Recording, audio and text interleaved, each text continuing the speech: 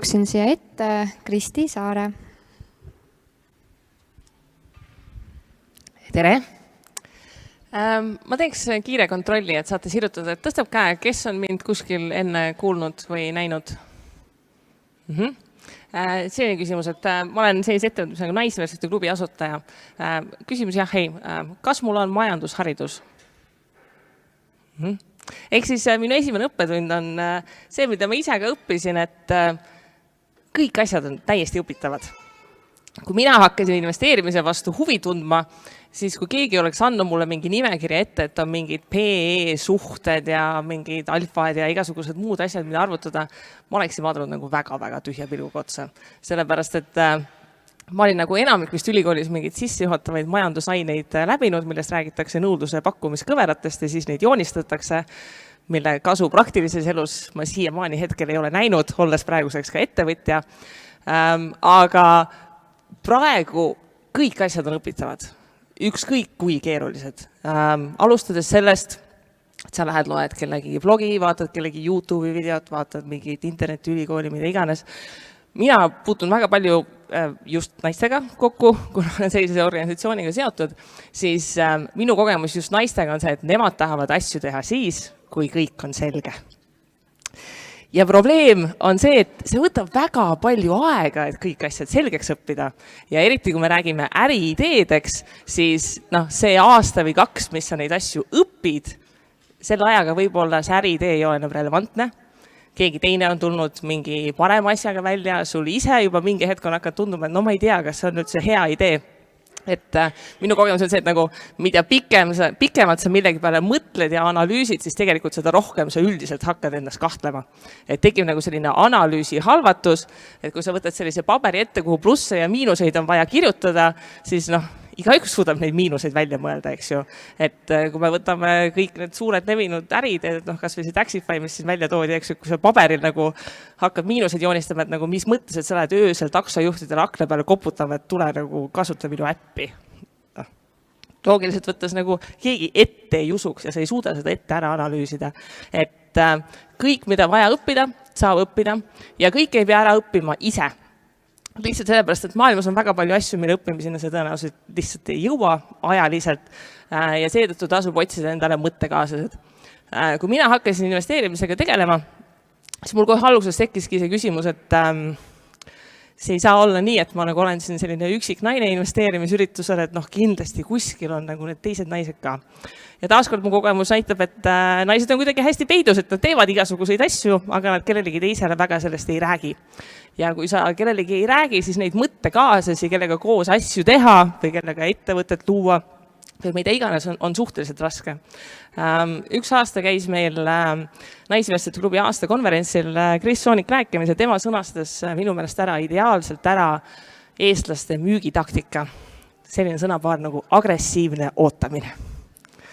Ja mida aeg edasi, seda rohkem ma olen veendunud, et see on nagu nii meeletult tõsi, sest et nii paljud inimesed, kui keegi tuleks minu juurde ja kui midagi juhtuks või keegi küsiks, et siis ma teeksin ja oleks nii äge ja tegelikult mul on umbes sellist 10 äriideed, mida võiks ära teha. Ja probleem selle agressiivse ootamisega on see, et keegi ei tule sulle ukse taha koputama, et kuule, hakkame nüüd tegema, et tegelikult tuleb ikkagi ise kuskile minna, sellest rääkida ja üritada mõttekaaslasi leida. Selle Naisinvestorite klubi loomine, et praegu jah, et on 1000 naised, kes käivad nagu üritustel ja kõike muud, eks ju. Klubi loomine oli tegelikult nii, et ma olin tööl oma õpetaja töökohas ja rääkisin siis ühe teise õpetajaga, kellega ma kabinetti jagasin, et mis värk siis on, et kus need naised on.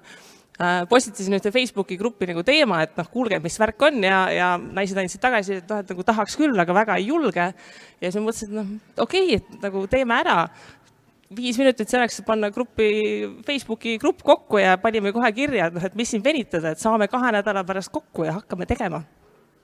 Ja seal ei olnud tegelikult mingit rahalist riski või kulu, mingit ruumirenti maksad, eks ju, aga väga palju ideid ja ettevõtmisi saab ära testida väga väikese rahaga.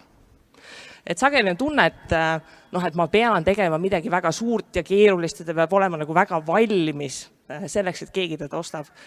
Tegelikult ei pea. Kui see on asi, mida on inimestel vaja, siis nad on nõus väga paljude bugide ja asjadega leppima või valmis ootama seda, et asi läheks paremaks, nii kaua, kui see mingi probleemi lahendab ära. See probleem, mida meie lahendame, on selles suhtes väga lihtne, et me tahame, et inimestele ei jääks tähtsad asjad raha pärast tegemata. Ehk siis me pakume neile võimalust elama stressivabamat elu. Ja selle ideede testimisega, kuna ka meil on klubis hästi palju ettevõtjaid, siis kui me inimesi julgustame ja kutsume nagu ettevõtjaid rääkima, siis hästi palju tulebki seda küsimust, et mis hetkel sa siis nüüd julgesid või mis hetkel sa hakkasid, et ma töötan praegu täiskohaga ja et mul on lapsed ja kuidas ma siis nüüd nagu selle ettevõtlusega hakkan tegelema. Ja see, kuidas sa hakkadki iga õhtu 15 minutit. Ja see on üllatavalt palju, jõuab selle lühikese ajaga tegelikult ära teha. See on seesama, mida mina soovitan inimestele, kes tunnevad investeerimise vastu huvi, et kui sa hakkad investeerimismaailmat vaatama, siis ütleme, neid raamatuid on nagu 1 miljon vist juba ära kirjutatud ja selleks hetkeks, kui sa need kõik ära loeksid, on juba mingi selline uus teooria välja arvutatud, kuidas ikka seda aktsiat õiglast väärtust kajastada, eks ju. Aga juba väga väikese ajakuluga saab hästi palju ära teha. Et eriti need teist, kelle tõesti aega on väga vähe. Mina, kui ma hakkasin investeerimisvaldkonna tegelema, töötasin alustava õpetajana, mis ütleme niimoodi, et kõik see aeg, mis ma tunni ees ei olnud ja masenduses ei olnud, siis ma parandasin esseesid, eks ju, nii et seda nagu vaba aega, et kõike muud teha on suhteliselt vähe. Ja sa pead selle aja lihtsalt võtma. Mina võtsin selle aja näiteks nii, et ma paningi endale kalendrisse mingi 15 minutit või pool tundi ja see ongi nüüd see aeg, kus sa tegeled sellega, mis sa tahad.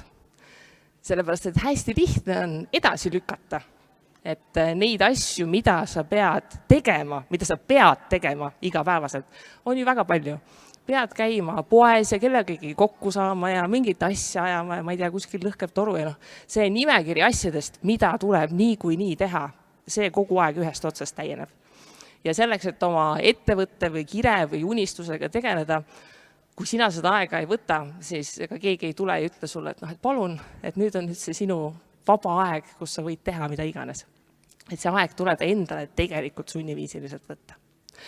Ja nende uute asjade tegemisega, mina olen nagu mõnel määral saanud selliseks maskotiks, eks ju, et kui ma alguses nagu investeerimisest hakkasin rääkima, siis oli see nagu püha kraal, et nagu naine ja noor naine ja siis nagu õpetaja, et nagu kõik 3 asja, mis meeldiks, et see raha nagu üldse ei ole teema, eks ju. Ja hästi palju minu käest küsitud, et miks sa olid nagu nõus avalikult rahast rääkimast, et raha on inimestel selline hästi emotsionaalne teema, eks ju, et kas sa ikka tahad, et kõik nagu teavad, et kui palju sa raha teenid ja kõike muud sellist. Ja põhjus, miks mina olin nagu nõus selle pilti tulemisega, oli see, et üks ütlus, mis mul on nagu väga jäänud meelde, mida ma üritan ka teistega jagada, see, et you can't be what you can't see, eks ju. Mis on see, et sa ei saa olla midagi, mida sa ei näe. Et väga sageli inimestel ei tule ideid või mõtteid, sellepärast nad ei ole justkui mitte kedagi teist näinud midagi sarnast tegemas. Ja Eestis ma olen naiste puhul seda eriti, et iga aasta, kui me korraldame konverentsi, me otsime sinna alati ägedaid naisesinejaid.